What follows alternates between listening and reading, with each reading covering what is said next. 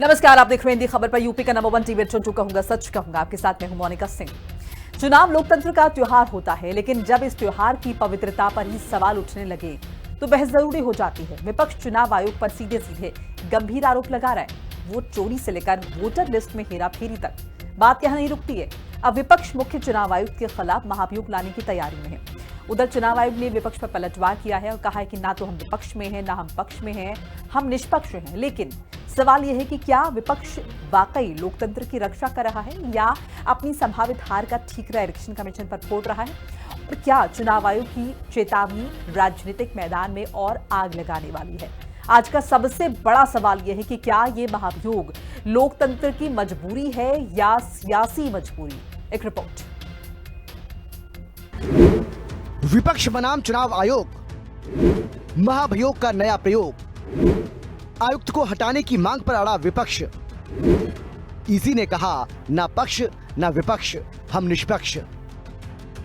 कांग्रेस और तमाम विपक्षी दलों की ओर से चुनाव आयोग पर पिछले कई दिनों से गंभीर आरोप लगाए जा रहे हैं। इसको लेकर राहुल गांधी की तरफ से हाल ही में एक प्रेजेंटेशन भी दी गई थी, जिसके बाद जमकर बवाल देखने को मिला। कांग्रेस के आरोपों के जवाब में चुनाव आयोग ने एक प्रेस कॉन्फ्रेंस की, जिसमें आयोग ने अपना पक्ष रखा और विपक्षी दलों को चेतावनी दी कि उनके कंधे पर बंदूक रखकर राजनीति ना करें। अब विपक्ष भी मुख्य चुनाव आयुक्त के खिलाफ महाभियोग लाने पर विचार कर रहा है। मामले पर विपक्षी दलों की नाराजगी लगातार बनी हुई है। कांग्रेस ने इंडिया ब्लॉक की बैठक में मुख्य चुनाव आयुक्त यानी कि सीईसी ज्ञानेश कुमार के खिलाफ महाभियोग लाने की बात कही है। इसको लेकर बैठक में एक प्रस्ताव भी लाया गया। सपा मुखिया अखिलेश यादव ने भी चुनाव आयोग पर गंभीर सवाल खड़े किए हैं। नोटिस के समय के अंदर अपने वर्कर्स से सहयोग लेकर के एक्सरसाइज कर करके उतने कम समय में हम 18,000 ही एफिडेविट बनवा सके।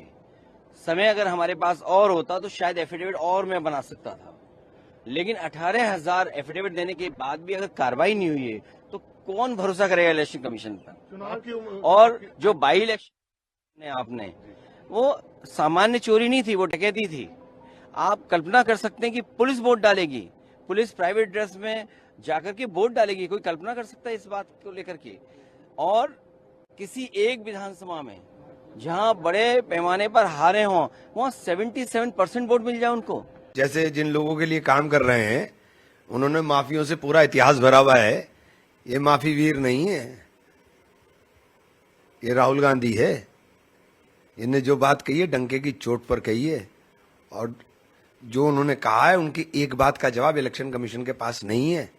मैं आपको बताना चाहता हूं कि 2022 के उत्तर प्रदेश के चुनाव के वक्त अखिलेश यादव ने ये कहा कि समाजवादी पार्टी के समर्थकों के बड़े पैमाने पर वोट काटे गए हैं। तो इलेक्शन कमीशन ने एक नोटिस दिया कि आप इसको बताइए। तो 18,000 मतदाताओं के एफिडेविट दिए गए इलेक्शन कमीशन को, जिसकी सारी रसीदें भी थी। और आपको आश्चर्य होगा कि एक भी उस एफिडेविट पर आज तक कोई कार्रवाई नहीं की। दरअसल इंडिया गठबंधन की बैठक के दौरान तमाम राजनीतिक दल मुख्य चुनाव आयुक्त से नाराज नजर आए। इसकी मुख्य वजह आयोग की हालिया प्रेस कॉन्फ्रेंस मानी जा रही है। इस प्रेस कॉन्फ्रेंस में चुनाव आयुक्त ने कांग्रेस समेत अन्य विपक्षी दलों को सीधी चेतावनी दी थी कि गड़बड़ियों को लेकर सबूत पेश करें और 1 हफ्ते के भीतर हलफनामा दाखिल करें। अगर ऐसा नहीं किया गया तो देश से माफी मांगनी पड़ेगी। सबसे बड़ी मतदाता सूची, सबसे बड़े चुनाव कर्मियों की फौज, सबसे ज्यादा मतदान करने वाले लोगों की संख्या, और इन सब के समक्ष, सारे मीडिया के समक्ष ये कहना कि अगर मतदाता सूची में आपका नाम एक बार और है तो आपने 2 बार मतदान किया होगा और कानूनी अपराध किया होगा, और मेरे सारे मतदाताओं को अपराधी बनाना और चुनाव आयोग शांत रहे, संभव नहीं। हलफनामा देना होगा या देश से माफी मांगनी होगी, तीसरा विकल्प नहीं है। एक और जहां पूरा विपक्ष चुनाव आयोग के खिलाफ लामबंद है, वहीं सत्ताधारी बीजेपी और उसके सहयोगी दल विपक्षियों पर जमकर हमला बोल रहे हैं। कुछ दिनों से जिस प्रकार का व्यवहार कांग्रेस पार्टी और कुछ अपोजिशन दलों का रहा है, खास करके एसआईआर के मुद्दे को लेकर, बिहार के चुनाव को लेकर यह पूरा हिंदुस्तान देख रहा है। मैं पार्लियामेंट के बाहर खड़ा हूं, आप सभी देख रहे हैं कि पार्लियामेंट की गतिविधि को अवरोधित किया जा रहा है। पार्लियामेंट को में फंक्शनल पार्लियामेंट नहीं हो पा रहा है, कोई काम करने नहीं दिया जा रहा है। इसके पीछे की मंशा क्या है? जो यात्रा राहुल गांधी भी कर रहे हैं, उसके पीछे की मंशा क्या है? इसके पीछे की मंशा केवल एक ही मात्र है, और वह मंशा है किस प्रकार से घुसपैठियों को बचाया जाए। जो देश के इन्फिल्ट्रेटर्स हैं, जो देश के अंदर घुसे हुए हैं, जो नागरिक नहीं है देश के। वोट चोरी और वोटर लिस्ट से नाम काटे जाने के आरोपों को लेकर विपक्ष चुनाव आयोग की नींव हिलाने में लगा है। विपक्षी इंडिया ब्लॉक को शायद लग रहा है कि यही समय है, सही समय है। चुनाव आयोग पर आरोपों की झड़ी लगाना जैसे विपक्ष के लिए संजीवनी बन गया हो। जनता के असल मुद्दों से दूर विपक्ष को लगता है कि मौजूदा चुनावों में हार की वजह चुनाव आयोग है। अगर ऐसा है तो जरा ये भी बता दीजिए कि जहां आप जीत रहे हैं वो किसकी छत्र छाया और कृपा का परिणाम है। अब देखना होगा कि देश और प्रदेश की जनता विपक्ष के आरोपों पर कितना भरोसा करती है। ब्यूरो रिपोर्ट, हिंदी खबर। और इसी पर बातचीत के लिए हमारे साथ तमाम मेहमान जुड़ चुके हैं। मैं तारुफ करा देती हूँ। ओपी सिंह है हमारे साथ, प्रवक्ता भारतीय जनता पार्टी, जगदीश सिंह है प्रवक्ता समाजवादी पार्टी, विक्रम लोहिया है प्रवक्ता कांग्रेस पार्टी, और हमारे साथ डॉक्टर मोहम्मद अमीन है, पूर्व संयुक्त निदेशक ईसीआई। आप सभी का बहुत बहुत स्वागत है हिंदी खबर में। शुरुआत डॉक्टर मोहम्मद अमीन आप ही से कर लेते हैं। संवैधानिक संस्थाओं पर से लगातार भरोसा उठना, किस तरीके से देख रहे हैं आप इसे?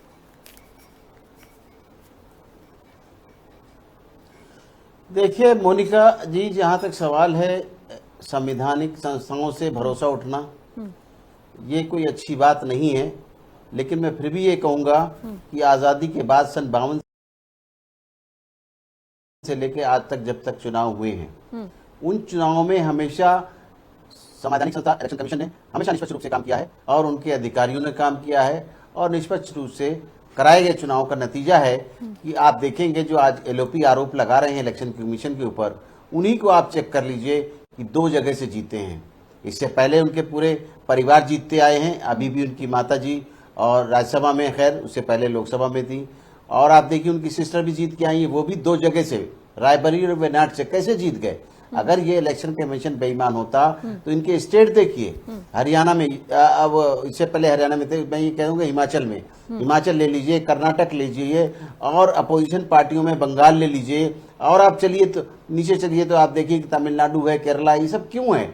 ये कारण यही है कि इलेक्शन, अभी इनका रिसेंटली तेलंगाना है, ये सब क्या दर्शाता है? ये सब चीजें ये दर्शाती हैं कि इलेक्शन कमीशन निष्पक्ष कार्य करता है।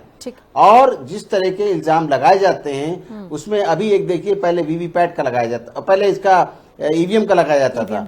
ईवीएम के लिए जो बात है, वो ईवीएम आपके हिस्ट्री में, इतिहास में आप देख लीजिए, रिसर्च कर लीजिए कि जब ईवीएम शुरू की गई तो ईवीएम को सबसे पहले एक पायलट प्रोजेक्ट केरला से शुरू किया गया, उसके बाद पूरे देश में लागू हुई।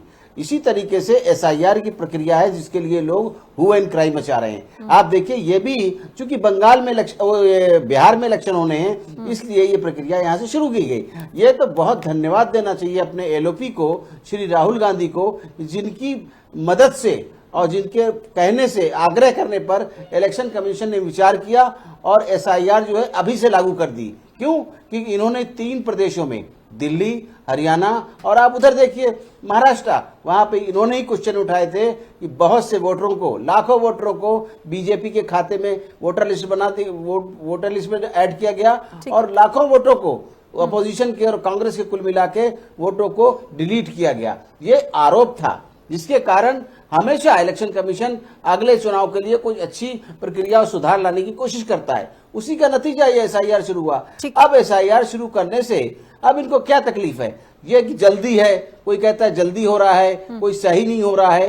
भाई इलेक्शन कमीशन ही है दुनिया का एक ऐसा कमीशन, इंडिया का, जिसने आज तक इलेक्शन कमीशन ने कराए चुनाव, और उसका नतीजा आप देखिए कि पूरी दुनिया में हमारी वाहवाही है इलेक्शन कमीशन की, जिसके कारण आप देखेंगे कि ये जो इलेक्शन कमीशन है वो दुनिया को पढ़ाता है, बताता है। हमारे यहाँ इलेक्शन कमीशन का इंस्टीट्यूट है जो बताता है कैसे इलेक्शन होता है, और इलेक्शन कमीशन की बदनामी की जा रही है। ये कोई अच्छी बात नहीं है, ठीक है, जो पब्लिकली किया जा रहा है। ठीक है डॉक्टर साहब, बात आपकी आ गई, मैं आपके पास लौटूंगी। ओपी सिंह जी, मैं आपके पास आ रही हूँ। ठीक है ओपी सिंह जी, विपक्ष महाभियोग लाने की तैयारी कर रहा है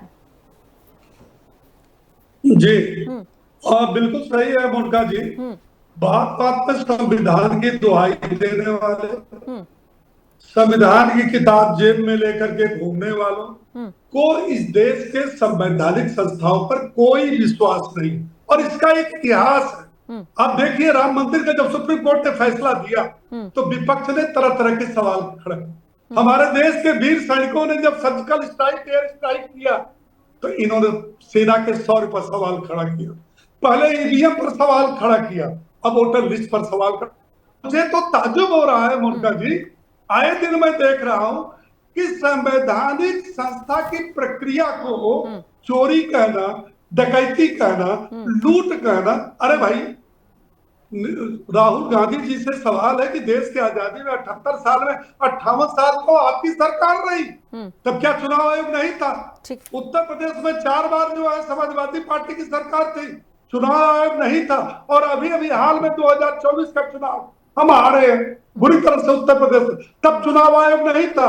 देश के अंदर जीते, वहां चुनाव आयोग पर कोई सवाल नहीं, जहां हारे। और सुनिए, मैं एक बात बहुत कट कहना चाहता, जो लोग चोरी और डकैती का आरोप लगा रहे हैं, जरा उनका इतिहास देखिए। मैं 3 उदाहरण देता हूं मोनिका जी।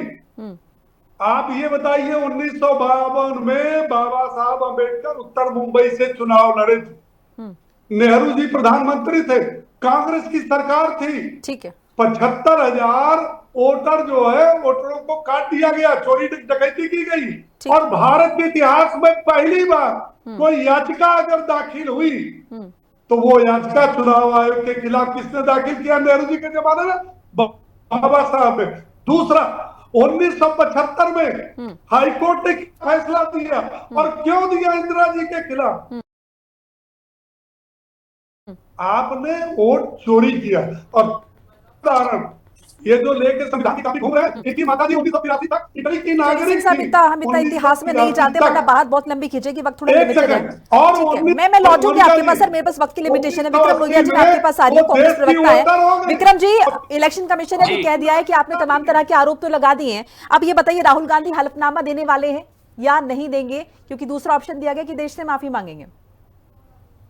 देखिए मोनिका जी, बड़ी इंपॉर्टेंट बात है कि जिस प्रकार से चुनाव आयोग देश की जनता को चूना लगाने का काम कर रहा है, चुनाव आयोग की जगह चुनाव आयोग, मैं कहना चाहता हूं कि देश के जनता के पास उसका मत अधिकार होता है, जो सबसे देश के नागरिक को ताकत देता है, देश में सरकार चुनने की ताकत देता है। लेकिन किसी के इशारे पे काम नहीं होता। चंडीगढ़ में देखा आपने मोनिका जी, रंगे हाथ कैमरे में पकड़े गए। किसने देखा? पूरे हिंदुस्तान ने देखा, विश्व ने देखा। देखिए, मैं मोहम्मद साहब को शांत कराइए, मैं इनके बीच में नहीं बोला था, मेरी बात के बीच में ना बोले। और सर, आपको तो माफी मांगनी चाहिए। अभी आप चुनाव आयोग का डंका पे दे रहे थे कि देश वर्ल्ड में हमारे चुनाव आयोग का नाम है। आपने चंडीगढ़ नहीं देखा? आपने चुनाव आयोग की कितनी साख को बट्टा लगा। और मैं पूछना चाहता हूं ओपी भाई से, आप बड़ी बड़ी बातें कर रहे थे अभी ओपी भाई कि संवैधानिक संस्थाओं पे कांग्रेस को विश्वास नहीं है। आपको देश के मुख्य न्यायाधीश पे विश्वास था? सुप्रीम कोर्ट के न्यायाधीश को इलेक्शन कमिश्नर चुनने की प्रक्रिया से बाहर कर दिया। तो इसका मतलब भारत के मुख्य न्यायाधीश पे विश्वास नहीं था। शर्म आनी चाहिए, माफी मांगनी चाहिए। भारतीय जनता पार्टी नहीं हो आप, भारतीय झूठा पार्टी हो आप। आपने देश को ठगने का काम किया, लूटने का काम किया, राम नाम जपना और पराया माल अपना, या बैठ करके ज्ञान बांटने का काम कर रहे हो। देश के नौजवानों से, देश के किसानों से, देश के महिलाओं से, बुजुर्गों से, सबसे आपने उनके मताधिकार को चोरी करने का काम किया। मोदी जी को, देश के गृह मंत्री को माफी मांगनी चाहिए। अगर बाहर से घुसपैठिए अगर देश में आकर के अपना वोट बना रहे हैं तो अमित शाह को माफी मांगनी चाहिए। अमित शाह को तत्काल प्रभाव से इस्तीफा देना चाहिए। देश के प्रधानमंत्री जी को माफी मांगनी चाहिए, जिन्होंने कहा था 2014 में कि दिल्ली में बैठी सरकार में दिक्कत है, बॉर्डर पे दिक्कत नहीं है। ये तो प्रधानमंत्री ने कहा था, मैंने थोड़ी कहा था कि देश के बॉर्डर पे दिक्कत नहीं है, दिल्ली में बैठी सरकार में दिक्कत। आज किस में दिक्कत है? अगर घुसपैठिए यहाँ आ रहे हैं, अपना वोट बना रहे हैं, तो अमित शाह के बॉर्डर सिक्योरिटी फोर्स तो उन्हीं के अंडर में आती है। तो अमित शाह को तत्काल प्रभाव से इस्तीफा देना चाहिए कि वो लोग कैसे बॉर्डर से अंदर आकर के घुसपैठिए अपना वोट बना रहे हैं। वह वोट बना रहे हैं और ये अंदर बैठे लोग नोट बना रहे हैं। ठीक है, ठीक है, जगदीश सिंह जी मैं आपके पास आ रही हूं। और देखिए, जिन अभी जैसे कि जिक्र यहाँ पर डॉक्टर मोहम्मद अमीन ने भी किया कि जिन राज्यों में आपकी सरकार है, विपक्ष की सरकार है, मैं सिर्फ समाजवादी पार्टी का जिक्र यहाँ पर नहीं कर रही हूँ, क्या वहां पर इलेक्शन कमीशन ने अपनी ड्यूटी ठीक तरीके से निभाई है? और जहां पर नहीं है वहां पर हम ये कह सकते हैं कि वहां पर धांधली हुई है? ये कैसा आधार? देखिए मोनिका जी। देखिए मोनिका जी, मोनिका जी मुझे जैसा कि दीजिए समय दीजिए बात भारत करने कष्ट इस बात का है संपूर्ण विपक्ष को, हाँ, चुनाव आयोग पे सबसे बड़ी बात आज देश के अंदर है कि इस चुनाव आयोग जैसी संवैधानिक संस्था पर भरोसा, जैसा कि ओपी सिंह भाई भाजपा के प्रवक्ता हैं, हाँ, पूरा समय आपने दिया डिबेट में, इन्होंने पूरा कांग्रेस और पिछली सरकारों की गलती पे उतार दिया, चुनाव आयोग की तारीफ करने में उतार दिया कि पिछले में क्या गड़बड़ हुई थी। हाँ। इनको केवल पिछली सरकारों को गाली देने में मजा आता है। अरे भैया, आप 11 साल से सरकार में हो, जवाब आप। और चुनाव आयोग अगर विपक्ष एक संवैधानिक संस्था है जिसका पवित्र दायित्व है कि निष्पक्ष और पारदर्शी चुनाव कराए, और उस निष्पक्ष चुनाव को भारतीय जनता पार्टी की सरकार ने पहली बार जब चुनाव आयुक्त को की नियुक्त के जस्टिस ऑफ इंडिया को हटाया, पैनल से नियुक्त पैनल से हटाया, तब से जनता देश का भरोसा उठा कि ये चुनाव आयुक्त को अपना जेबी बनाना चाहते हैं, इसलिए इन्होंने संशोधन किया है। पहली चीज। अब आई ये मोनिका जी चुनाव आयोग की विश्वसनीयता और गंभीरता पे। हाँ। चुनाव आयोग की विश्वसनीयता ये है कि समाजवादी पार्टी ने 1000 एफिडेविट्स दिए हैं, ये गलत। आज तक चुनाव आयोग ने उनको नोटिस नहीं लिया। चुनाव आयोग का ये विश्वसनीयता, ये भरोसा है समाजवादी पार्टी के 18 उनकी रिसीट है, जैसा कि हमारे माननीय राष्ट्रीय अध्यक्ष जी ने कहा। तो चुनाव आयोग की आज वो चुनाव आयुक्त जो है, जो ज्ञानेश कुमार जी, जो अमित शाह जी के पर्सनल सेक्रेटरी रहे हैं, वो उनका व्यवहार देखिए। अरे इस देश में बहुत चुनाव आयुक्त हुए हैं कि देश की जनता का उनके ऊपर भरोसा था और उन पे लोग विश्वास करते थे। आज ये ज्ञानेश कुमार जी ये दरोगा वाली भाषा बोल रहे हैं। एक संवैधानिक संस्था के हेड है और एक संवैधानिक संस्था का हेड जो है विपक्ष भी है। विपक्ष जो सरकार का पक्ष और विपक्ष अंग है, उनके इनकी भाषा और क्या मर्यादा है इनकी कि माफ। अरे भाई, आपके ऊपर कोई सवाल उठा रहा है तो आपको अपनी विश्वसनीयता, जो हम सवाल उठा रहे हैं, विपक्ष उठा रहा है, उनका समाधान करिए, उनका सल्यूशन बताइए कि आप ये कह रहे हैं तो इसका सल्यूशन ये है। आप कानूनी दांव पेच की बात कर रहे हैं कि आप हलफनामा दो, आप 4 दिन बाद आओ, आप 10 दिन बाद आओ। ये है चुनाव आयोग। चुनाव आयोग पूरी तरह से देश की जनता का भरोसा, विपक्षी जगदीश सिंह जी, अभी जिस तरीके का बर्ताव यहाँ पर आपको लग रहा है ज्ञानेश कुमार कर रहे हैं, उससे कहीं ना कहीं ऐसा लग रहा है कि कहीं ना कहीं चुनाव आयोग निष्पक्ष नहीं है। मोनिका जी, उत्तर प्रदेश के बाई इलेक्शन हुए हैं। उत्तर प्रदेश के बाई इलेक्शन में कुंदरकी जैसे यहाँ पे समाजवादी पार्टी का समर्थक 70% वोट है, वहां पे करके वोट डाला जबरदस्ती। चुनाव आयोग क्या करता रहा? आज उत्तर प्रदेश लोकसभा के चुनाव को धूमिल करने के लिए इन लोगों ने जिस तरह का नंगा नाच किया उत्तर प्रदेश की सरकार ने कि वोटों की लूट की है, और ये दिखाने के लिए नहीं, लोकसभा के चुनाव में लोग बहक गए थे, अब हमारे साथ आ गए हैं।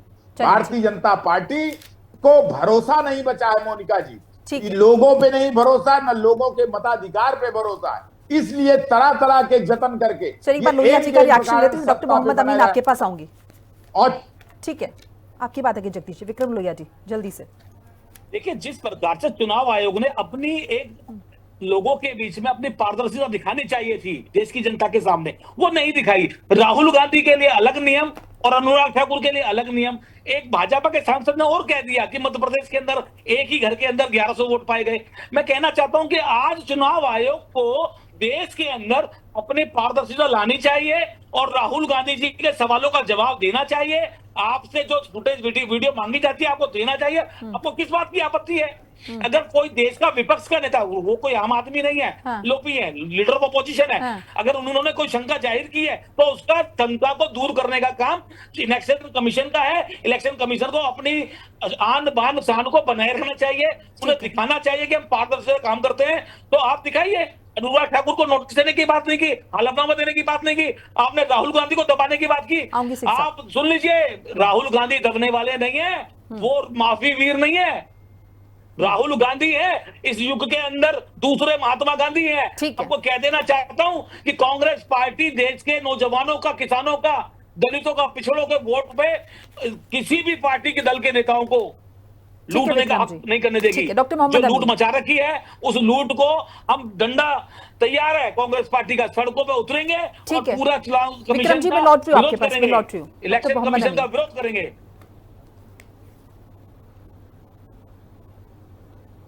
मोनिका जी, अभी एक प्रवक्ता ये कह रहे थे इस बात को लेके इलेक्शन कमीशन के ऊपर कि चंडीगढ़ के अंदर जो चुनाव हुए थे म्युनिसिपल कॉर्पोरेशन के मेयर के, उसके अंदर धांधली की गई, सबने देखा, दुनिया ने देखा, और वो वीडियोग्राफी हो रही थी, उसे पकड़ा भी गया।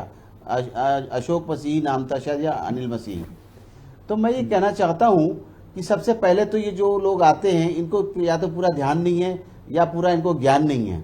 आप देखिए कि दुनिया जानती है कि इलेक्शन कमीशन कौन से चुनाव कराता है। राष्ट्रपति का चुनाव कराता है, उपराष्ट्रपति का चुनाव करता है, राज्यसभा का चुनाव कराता है, लोकसभा का चुनाव कराता है और असेंबली का चुनाव कराता है। यहाँ पे कहा गया कि वो मेयर का चुनाव कराता है, इलेक्शन कमीशन मेयर का चुनाव नहीं कराता। मैं बहस मत करिए, मैं डिबेट छोड़ दूंगा। सुनिए पहले बात को, अपना ज्ञान पूरा करिए। विक्रम जी एक बार सुन लेते हैं ना उनको। आप सुनिए पहले, अब मैं तो बोल नहीं रहा था, मैं बोल रहा हूं तो सुनिए ना, उसको बात बताइएगा। फिर दूसरी बात, उसके बाद इनको मालूम होना चाहिए इस बात का कि जो भी चुनाव होते हैं ब्लॉक लेवल के, नगर पालिका के, ये चुनाव इलेक्शन कमीशन ने कभी ना कराया ना कराता है, लोकल अथॉरिटीज कराती हैं, स्टेट जिम्मेदार है इसका। अब आप देखिए, इन्होंने एक ब्लेम लगाया कि इलेक्शन कमीशन जबकि आजादी के बाद से बना है, तब से कांग्रेस की सरकार रही है 2013 तक, क्यों नहीं परिवर्तन लाए, ये ला नहीं बनाया। अगर हमारे मिस्टर गोयल उसमें आए थे, चुनाव आयुक्त बनाए गए और किसी जल्दी की वजह से बनाए गए, उसकी पत्रावलियां सुप्रीम कोर्ट ने देखी, कोई उसमें गड़बड़ नहीं थी, लेकिन यह था कि जल्दी किया गया।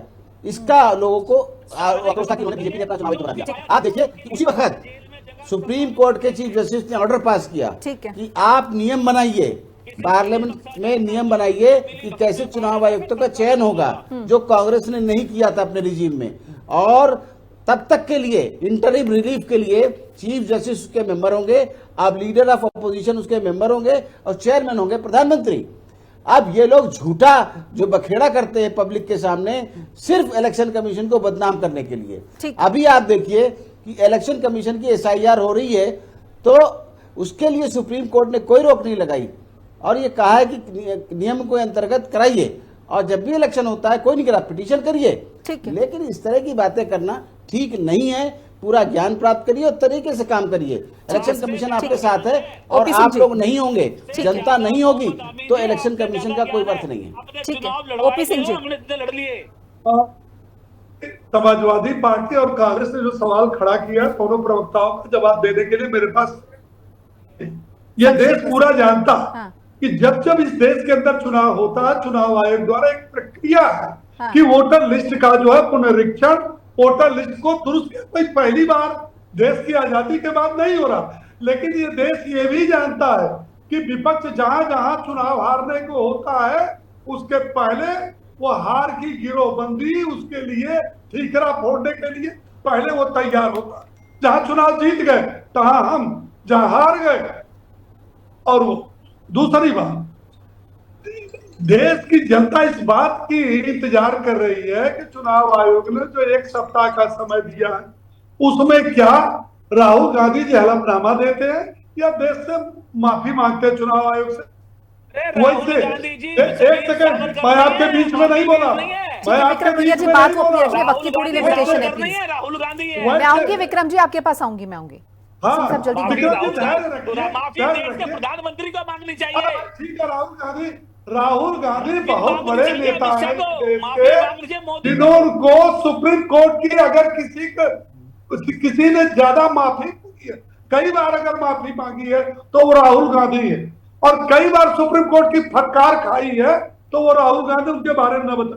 मेरा ये कहना है कि 2022 में लेकिन या सिंह साहब इस बात से जी, उनके सारे के सारे जवाब जो है वो सॉरी माफ कीजिएगा, सवाल गलत तो नहीं हो जाते ना। बहरहाल चलिए मैं एक बार जगदीश सिंह जी के पास जा रही हूँ। जगदीश जी एक बार फिर से सवाल दोहरा रही हूँ क्योंकि जवाब आपने नहीं दिया अरे था। मेरे सवाल का जवाब नहीं हुआ। जहां पर रोजगार सरकार मुझे जो है, समय सर कम वक्त मिला की है। लिमिटेशन है सर, प्लीज नहीं, ये जगदीश जी, आपका जहां जो जहां पे है, सरकार ये विपक्ष समय की मुझे है, क्या कम वहां मिला पर है। इलेक्शन कमीशन सही से जो काम जो कर रहा है? आरोप लगाया है कुंदरकी पर, मोनिका जी, ऐसा है पर जहां जहां विपक्ष चुनावी की सरकार संक्षेप प्रक्रिया में। वहां उसका जवाब इतना देने के लिए समय प्रचंड आपने बहुमत है पर्याप्त विपक्ष नहीं दिया का है। कि उसको भारतीय जनता पार्टी की बेईमानी रोक नहीं पाई है। वास्तविकता ये है, जैसे आम चुनाव जब होता है तो उतने स्तर पे ये बेईमानी नहीं कर पाते जब आम चुनाव, कैसे 4 बार और आपकी सरकार एक आज जब बाई इलेक्शन होते हैं तो फिर 4 बार आपकी ये हद सरकार कर देते हैं। कैसे तो मेरा कहना है कैसे- जहां जहां पीछे जी, पीछे विपक्ष बोलिए। का प्रचंड बहुमत है जनता ये के बताइए साथ, कि उत्तर वहां पर प्रदेश फिर में आपकी 4 बार कुछ सरकार ये बेईमानी का वो एक बेईमानी लिमिटेशन से हमको थी, लगता फिक्स ईमानदारी किए हुए हैं कि इतनी लिमिट तक बेईमानी हुई, इतने में हम मोनिका जी, सरकार ऑफिस बना में लें। चुप कराइए। और वो जो बेईमानी अगर सफल हो गई, गलत हो गई तो गलत हो गई। ऐसा कुछ जो ये पब्लिक डोमिनियन में है कि ऐसा कुछ भारतीय जनता पार्टी ने सेट कर रखा है। मोनिका जी, बिल्कुल तो सर, इस- वक्त की कमी। ये- आप ये- सभी मेहमानों का बहुत बहुत शुक्रिया हमारे साथ जुड़ने के लिए, अपनी कीमती राय साझा करने के लिए हिंदी खबर के माध्यम से। तो एक हफ्ते के भीतर हलफनामा दे, ये इलेक्शन कमीशन ने कह दिया है। विपक्ष से, राहुल गांधी से देखना होगा हलफनामा किस तरीके से दाखिल करते हैं, क्योंकि लगातार ये भी कहा जा रहा है सरकार की तरफ से, इलेक्शन कमीशन की तरफ से, कि इस मामले का आम जनता से कोई सरोकार है नहीं, सिर्फ राजनीति इस मामले पर हो रही है। बहरहाल आगे क्या कुछ होता है ये देखने वाली बात होगी, क्योंकि इस साल बिहार में इलेक्शन है, इसलिए मामला और जोर शोर से जो है वो उठ रहा है। एक छोटा सा ब्रेक, खबरें लगातार जारी। नमस्कार।